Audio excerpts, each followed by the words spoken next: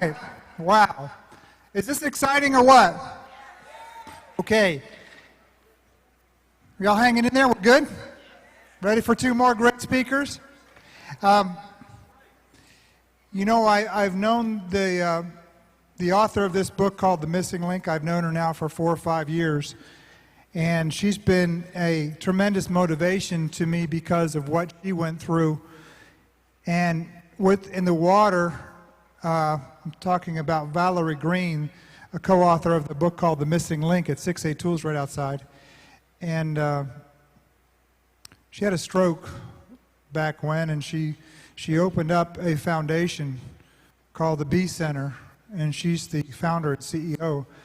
And she's done tremendous work with this water, and she's co-authored it with Dr. Mojka Renaud. But at this moment, I would like to bring Valerie Green out, the co-author of the Missing Link in Health book, to show you and share with you a little bit about this, and then she's going to bring on Dr. Mojka Renaud. Welcome. How are you? Thank you. Appreciate you. You're welcome. Thank you. Hello.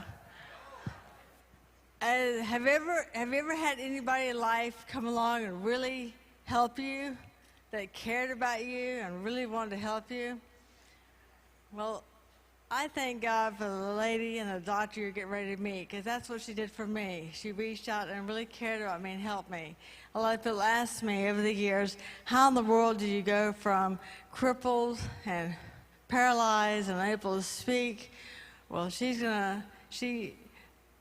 with the help of God, of course, and her guidance, I am who I am today.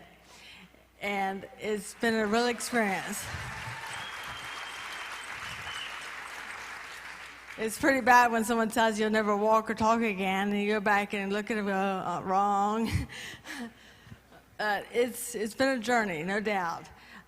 It is a privilege and honor to welcome Dr. Mojka Renaud. She's originally from Austria. She's world-renowned. She has treated my family and friends and many of you here today, and we all are astonished at her abilities and her love and care for all of us. So help me give a warm welcome to Dr. Mojka Renaud.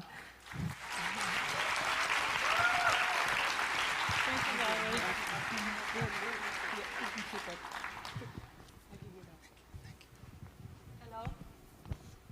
Can everybody hear me? Okay. I have to thank Valerie, because without Valerie I would have never written the book, because she pushed me basically to say, you have all this information, you have to put it together in a book so other people can benefit from that. And you know, when you're working in a clinical situation, you never have enough time set aside to actually spread the word, because you're always working with people one-on-one. So I'm very grateful to her that she actually helped me put it all together and get it in a printed form. Dear, I just need to...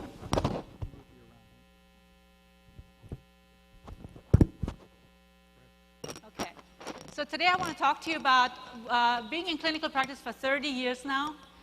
What is important in a clinic for all the doctors out there, for all you people who are talking to doctors? There's only 2 things that actually keep your health.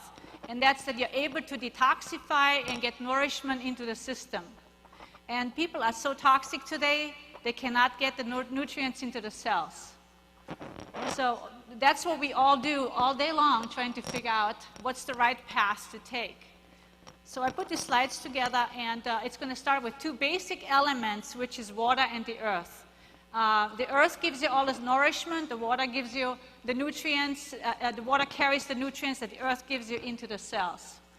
So ancient water was very purified water. It was glacial water up in the mountains that carry all kind of nutrients and minerals into the cells, and that's how we got nourished. But nowadays it's a little bit different. Now, all of you have, or some of you might have heard of Dr. Emoto and his work on water. He was the first one that said water has memory, and you heard Dr. Knight talk about water has memory today. And whatever the water comes in contact with, it will carry into the cells. So here's the nourishment that the water will carry in, very vital, and we need microclustered water to carry this into the cells, because the water today is so polluted it does not ever reach the cells. So whatever the water comes in contact with, of course, gets to the cells as well. And that's all your pollutants out there. And I hope all of you can see the slides. It comes from everywhere. What you flush down the toilet, the drugs that you take, other people take them as well because, you know, they're going to get it through the water. And there's Dr. Emoto's work, and he showed us how perfect water should look. He would take water and freeze it and then take the pictures. And when you whispered something, a positive word, a positive sentence into the water, you would get this kind of crystal formation.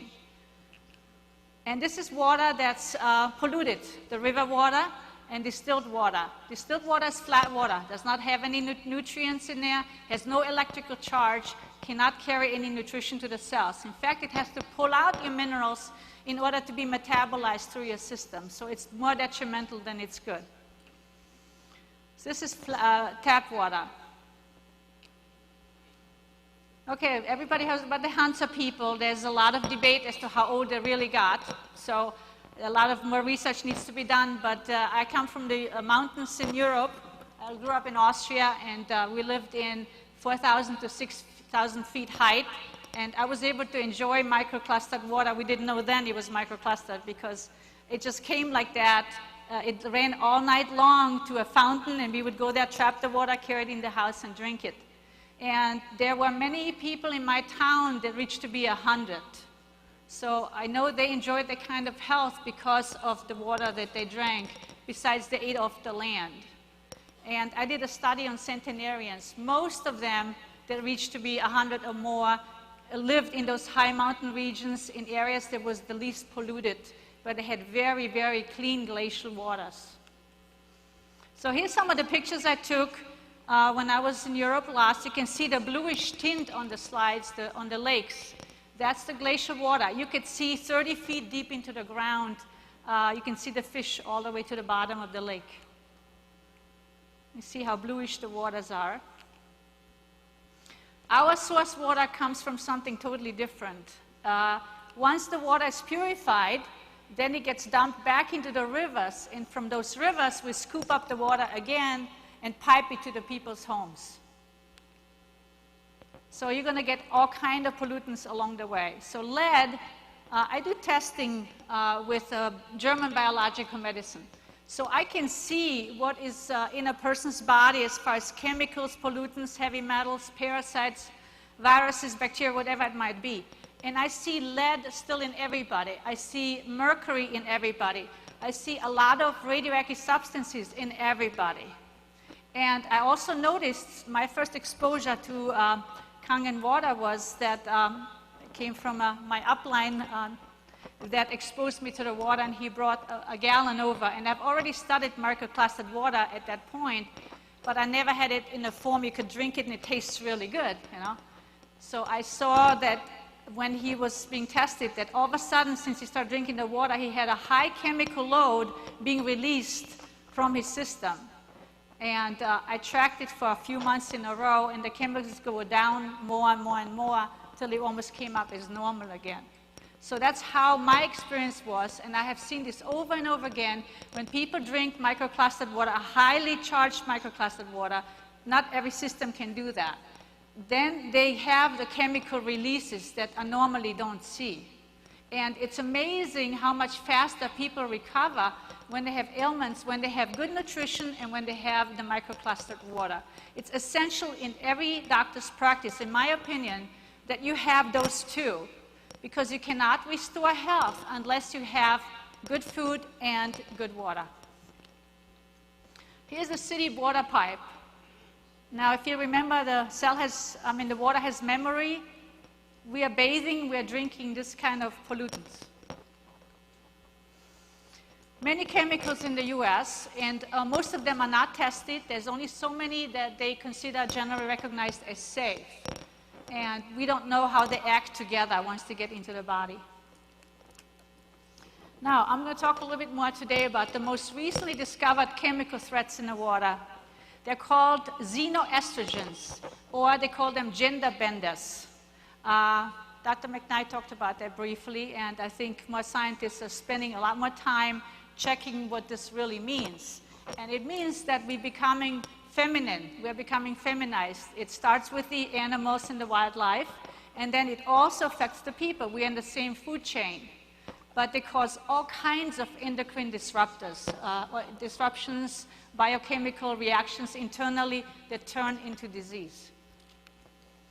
Now here's how many of you remember Agent Orange. That's a typical example of an endocrine disruptor or a gender bender. They cause all kinds of deformities. And we still have many of these chemicals in use. 4 of the 5 chemicals from Agent Orange are still heavily in use today. Here's a picture of a genetic mutation. What are the most estrogenic foods? I mean, estrogens can definitely come in foods too. And the pesticides in conventionally raised fruits and vegetables, one time we thought only plastics have this estrogenic effect. Because plastics were investigated in 1891 as an estrogen replacement. But it was abandoned later on because they realized it was toxic. But we've known since then how bad plastics are. So has there been any warning labels or anything posted anywhere? If you drink too much out of plastic bottles, you can change your genetics, or you can change the makeup of your organs. You don't hear anything anywhere. Hormones in beef and chicken, 80% of the antibiotics produced are going to animal feed. So if you don't take any drugs, you're still getting them because you're getting them from the animal meats that you eat, unless you eat grass-fed beef or hormone-free chickens. So this is the food, so we're all getting them. Okay, let me step back for a step. Hops beer. Do you ever wonder why men that drink a lot of beer have these beer bellies? Beer, look, 3.5 ounces contains 300,000 units of estrogen. So beer lowers testosterone. So you want a glass of beer or a glass of Kangen water? Or if you have a glass of beer, how many glasses of water you have to drink to counter the effect of the beer? Okay. So most common endocrine disruptors, bisphenol A is in plastic bottles, which pretty much everybody's educated on that now. Can't drink plastic anymore. Phthalates are plastics. You know, you drink out of paper cups, plastic plates, plastic bags in the grocery store, plastic everywhere, right? There is an island 2/3 the size of Texas that's floating somewhere in the Pacific Island. That's a huge island with nothing but plastics. And the fish are coming up at night and nibbling on this plastic island. Now, it's all these plastic bottles that they have dumped into the oceans, and because of the jet stream of the oceans, it carries it to this one area where all this plastic accumulates. And that's how it formed this huge island. Okay, let's see. Dioxins are bleaching chemicals. These dioxins you find in an all your toilet paper, everything that's white. So we use it every day in everything. All the napkins, paper napkins, you wipe your mouth with, right? All pesticides and herbicides. So again, we thought that maybe there's just certain chemicals like PCBs, atrazine, and all these that are chemical disruptors and endocrine disruptors. It's all the pesticides. The more testing they do, the more they find that all the pesticides are foreign to the body. They have a similar estrogenic effect. Okay, so here's bisphenol A.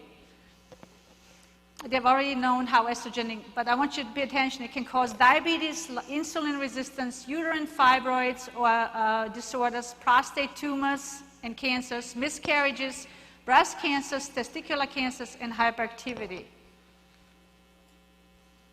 I talked about the plastics. They were investigated in 1891, okay? Now, here's the latest chemical that is more widespread than we ever thought, and it's called glyphosate.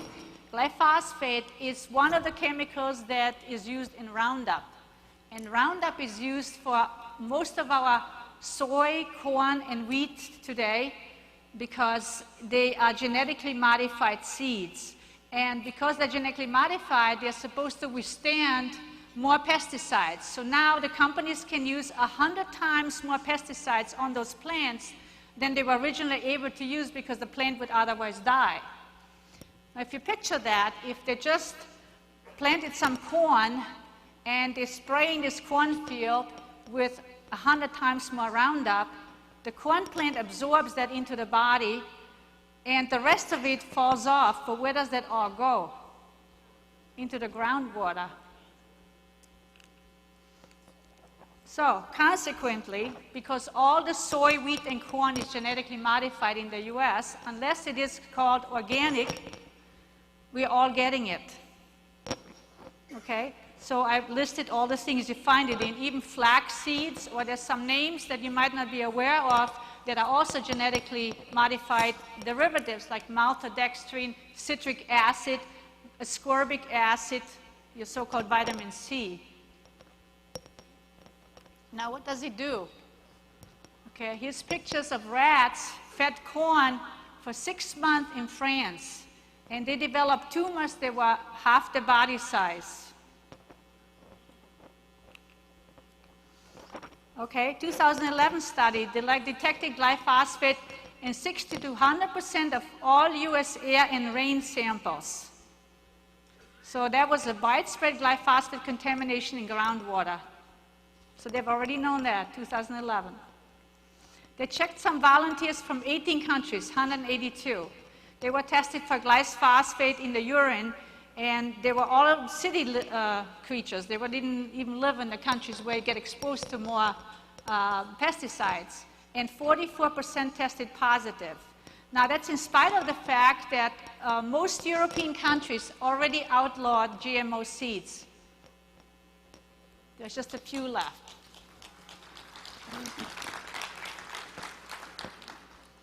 This is a pig's stomach. You know, in the clinic, we see so much incidence now, so many examples of H. pylori infections, stomach problems, acid burning, indigestion, heartburn. And the bacteria that's usually responsible for that is H. pylori. But I was thinking, why am I having such an increase of this condition in the last 10 years? And then I saw this study with the stomach of pigs. If you look at the top picture, you can see that it's a kind of still light brown, and the bottom is red and inflamed. So there's a lot of inflammation that you receive from eating GMO foods. This was a 3-week diet of GMO foods. Okay, California allows 1,000 times more glyphosate in drinking water than needed to cause breast cancer. They've already determined that. Glyphosate induces human breast cancer cells via the estrogen receptors. We have more proof there, right? And it has been linked to all these conditions already. Each person in the US consumes on the average 290 pounds of pesticides and other chemicals per year. That came from the Environmental Working Group. Can you picture that? So then we have other insults, radioactive metals. This is the radioactive flume in Japan last year. You can see it almost spread all the way across the US already. Plutonium, only 1/1,000,000th of a gram can cause cancer. Radioactivity in the oceans. In the last 3 days, it had cesium-137, one of the toxic radioactive compounds, has increased by 9,000% in the last 3 days, just came out. Aerial spraying, drugs in the water, fish are full of prescription medicine, and of course we drink this kind of water, right? The contamination of the North Sea, they found that the whole North Sea is contaminated with one drug, and it's statin drugs. And in the US, we use 100 times more statin drugs than in European countries. The effects on our health is, of course, all the endocrine changes and cancers. How do we store these chemicals? In our fat cells. So here's the fat cells will swell to whatever size they need to be to store these chemicals, and that's how you get cellulite. That's all just fat cells. So this is the adipose tissue visceral fat. That's how we store it. And this obesity that's rampant in the U.S. is costing the U.S. $167 billion annually. So there's a big market for the water there to help to reduce this toxicity and get people to lose more weight. So here's an estrogenic effect, right? Typical example.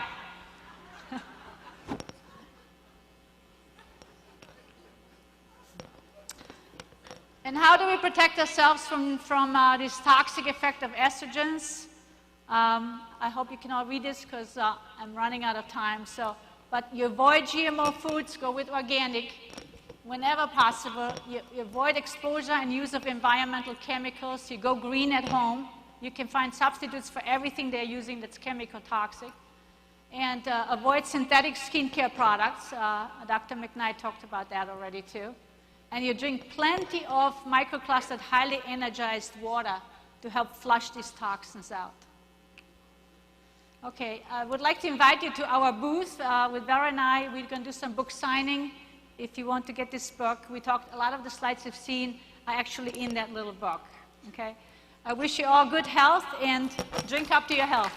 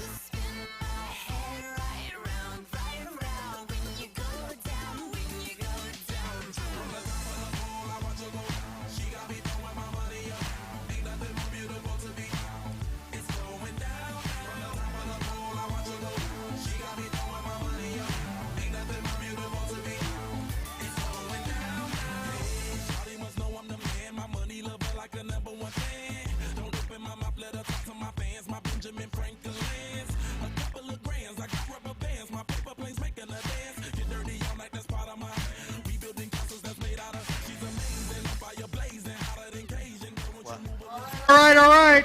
Sorry about that. We got a little tied up back there. Okay.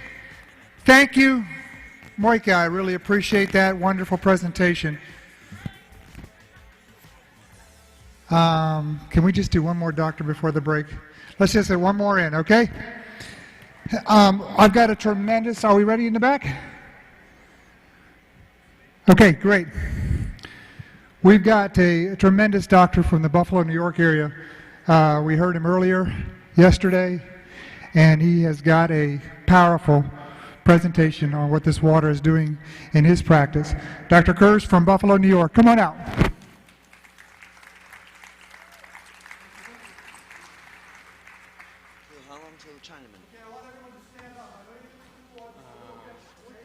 So everyone stand up for a second.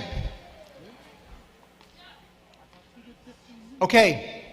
I want everyone to start clapping as loud as they can if you're really excited, okay? Loud, loud, loud. Let's go, let's go, let's go. Good. Okay, let's hold it now. I want to do that because in the interest of time, not yours, mine, because I have a lecture next door I have to give. So I thought I would start with the end of the talk. I want to thank you very much for coming. And just kidding, just kidding. Everyone sit down, make yourself comfortable, okay? Okay, it looks like I don't have my slide set up here in front of me, but I'll use the one back here unless you have an opportunity to do that, okay? For those of you who don't know, my name is David Kurss. I'm a practicing obstetrician gynecologist for about 30 some odd years. I founded, own, and operate the Women's Wellness Center of Western New York, which houses a lot of alternative as well as traditional approaches to women's health. I teach at the university, I do a lot of surgery, and I lecture around the whole country on a whole variety of women's topics. So today we're going to be talking about, obviously, Kangen water and how ubiquitous it is. I'm going to push this slide, but I understand that this is not functioning, so you need to go to the next slide for me. Hello? Okay, there we go. So all of us are very, very familiar with the benefits of the Kangen water. I call it the AAA rating. Alkaline, antioxidant, and absorbable. Everyone's familiar with that. AAA, correct? You may not have heard it that way before, but okay, we're going to go to the, oh, I guess the slides are working now. Also, I call about something 3 Ps. Every person is perfused with the properties of the drinkable Kangen water system. So, it's important for us to realize that all of these properties, we're perfused with this in all of our entire body, and that helps us, and it's critical for our health. So, we've all heard about health and optimal health. And many of us, how many here have heard about the balance of mind, body, and spirit? Just with a show of hands. Everyone has, because it's one of the Enagic's adages, correct? So, but what does it mean? I mean, we all hear about, okay, we have mind, we have body, we have spirit. What does it mean? It sounds cliche. How do I know what part is what? Obviously, right? So, and the point I wanted to make about that is, first of all, and I think Dr. McKnight mentioned it before and others, that in medical school, we are trained to can I go back one slide, please? When we are trained to think about disease. That is, I'll try on my own, here we go. That is the absence, health is the absence of disease, dis-ease, we've heard that before. However, that's what we're trained in medical school. We think about a disease and we diagnose it and we treat it, but we don't think about prevention that much. And so low has it gone frequently in schools that even when we're making rounds, we don't even think about the person with the disease. We make rounds and someone said, did anyone see the appendix in room 303? Right? So the bottom line is it's important for us, we are humans, we are all together, and we need a balance of mind, body, and spirit to maximize our health. So, if we take a look at spirit, what is spirit? It's our life force, it's who we are. It's a connection to something that is limitless and beyond us. And how exactly do we tap into that? With prayer and with meditation and through love. Now, many, many years ago, I did a lot of teaching on yoga and meditation. I won't have time. If we had more time, I would take you through a meditation here. But I think it's important to focus on the fact that our essence is spirit. Now, another component is our mind. You're using your mind right now to absorb what I'm saying. You are integrating the information I'm giving you. It's emotional. It is also what we use when we think about our creativity, self-awareness, intellectual aspects, business, self-improvement. All of these things are associated with the mind. The body houses the mind and spirit, and it enables you to function day to day, and it gets you to where you're going. So all of these components are very, very important, and we want to balance them and refine each area to improve our health, mind, body, and spirit. Now, everyone has heard of the Dalai Lama, Nobel laureate, head of the Buddhist movement, and additionally, he sat for an interview in Sydney, Australia, and this journalist decided before he interviewed the Dalai Lama, he wanted to start off with a joke. So, he recounts the story about this very devout monk who is very focused on unity, but he's also starving, he's hungry. So, focused on unity, starving, goes into a pizza shop, tells the clerk, make me one with everything. Okay, so now the Dalai Lama did not admittedly understand that there may have been a language difficulty, I'm not sure what, but I thought that was telling, and here's a little cartoon that says, make me one with everything. Now, when I found this cartoon on the internet, I thought not only that was kind of interesting, but look how much they're charging. Soda is $1.50, and the water is $2. Well, that's good. I mean, the soda is $2.50. They're charging more for soda. Do they have it wrong? Right? We should be charging more for water than soda, right? Obviously.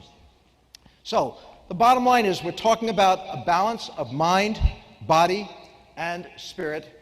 And our president and CEO talks about true health and incorporated a financial component into health. So it's not only mind, body, and spirit, but also a financial component. As a matter of fact, that's one of the concepts when we talk about return to origin, is to basically capture the profits and return it to the distributors. So that's a component, another leg of health.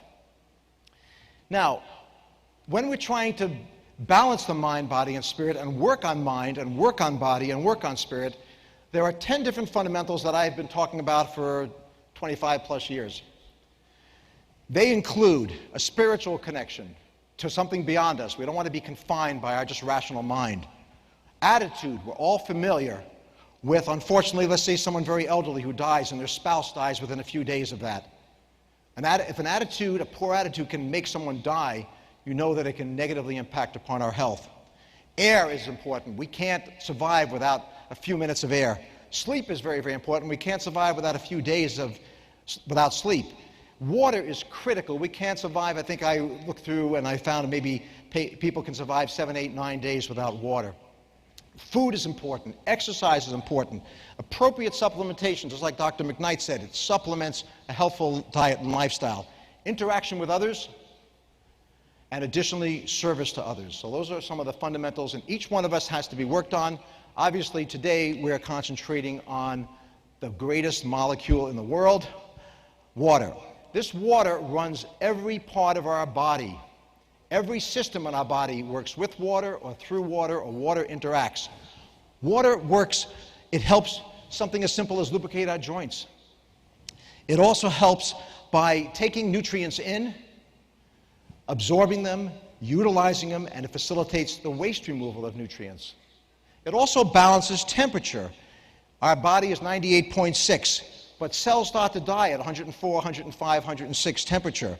And the working muscles, if you work out, 20 times more heat is generated. So what the body does with the water, it takes the heat, distributes it from the blood through the skin as sweat. So water is critical to every element of our health.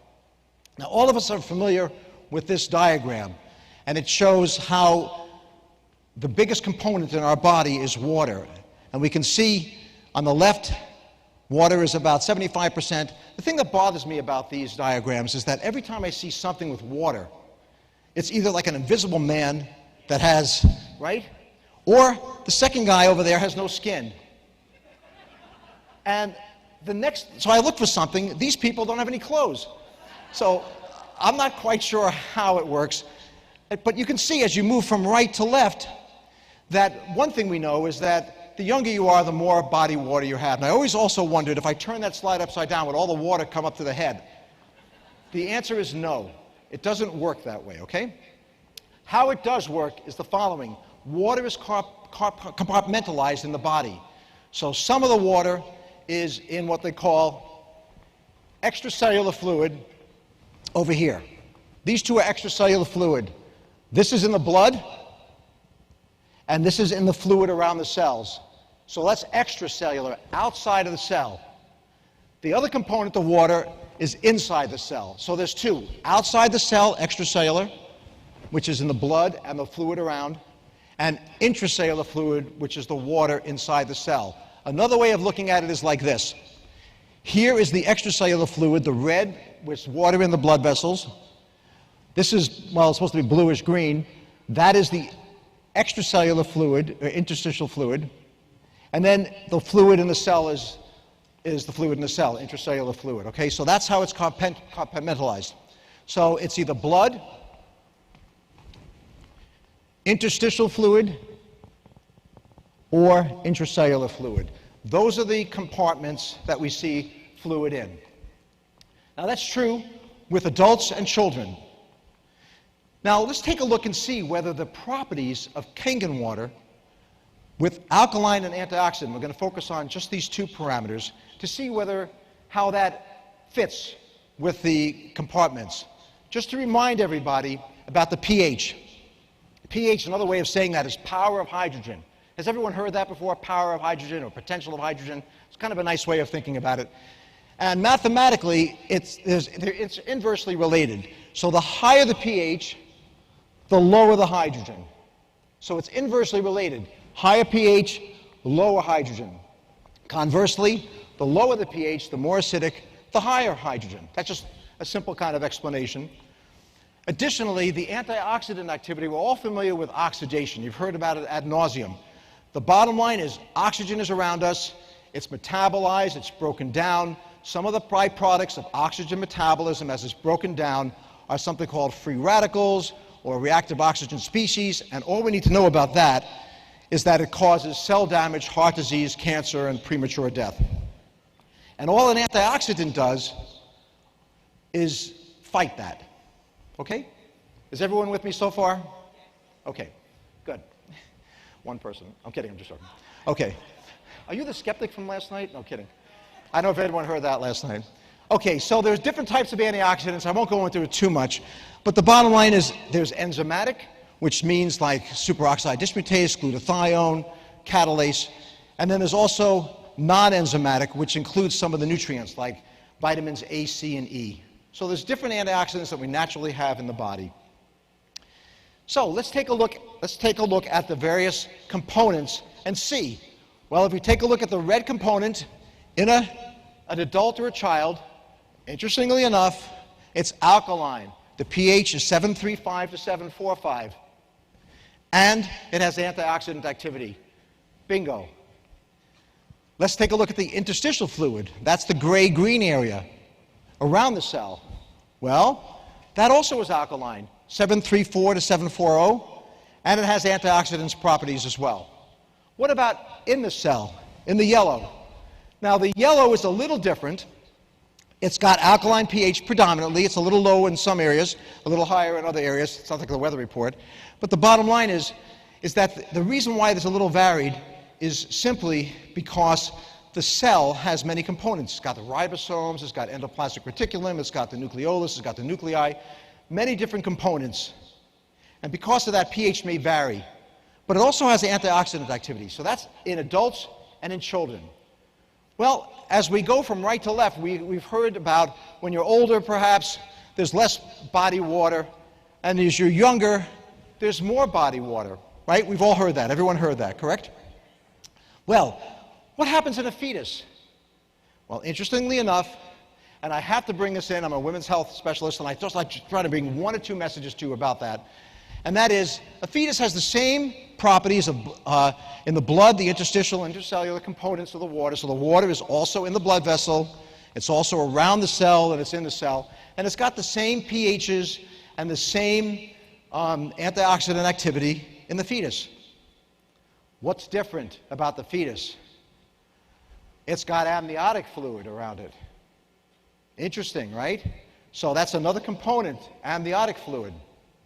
Well, I decided to get dressed up and go to the store, buy a bottle of amniotic fluid, and see whether there's antioxidant and alkaline properties in the amniotic fluid. Everyone has been to the store and you see bottles. Sometimes they have it on sale. I think it's buy one, get one free.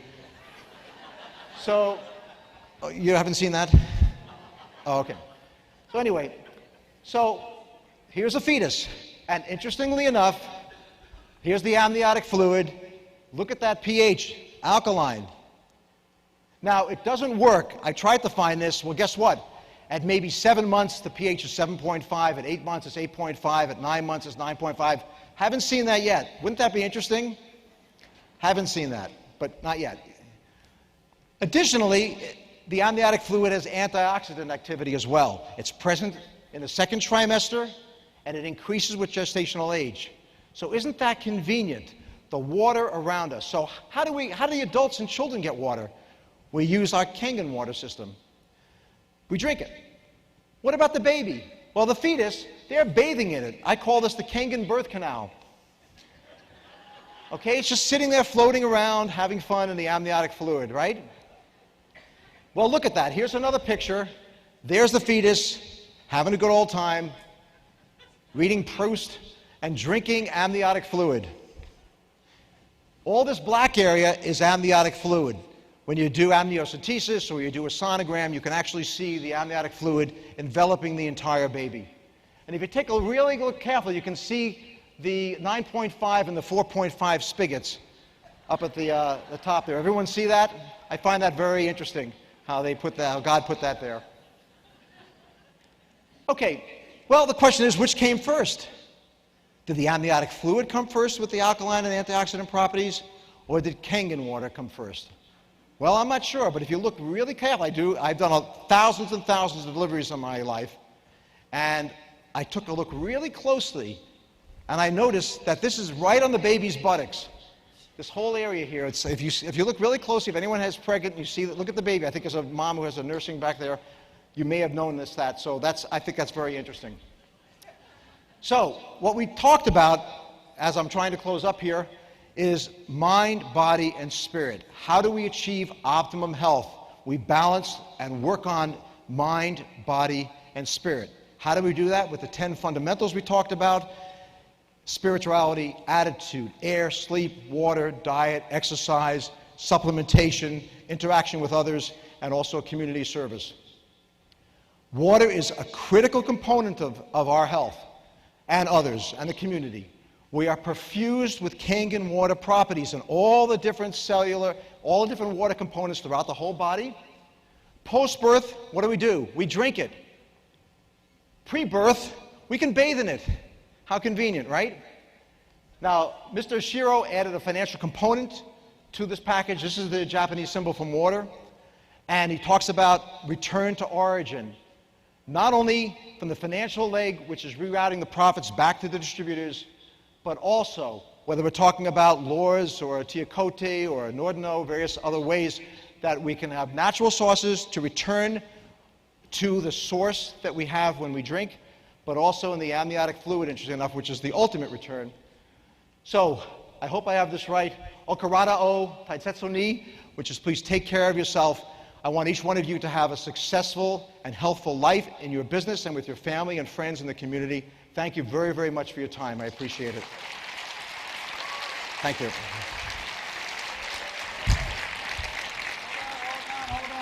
Hold on. Wait a minute. Hold on. Come on, everybody. Give him another round of applause. Was that fun? Is this guy a comedian? Just a little bit. Thank you so much. We're so blessed. Once again, we're blessed to have such talent with an MD behind it. Thank you so much. We really appreciate you. My pleasure. Thank you.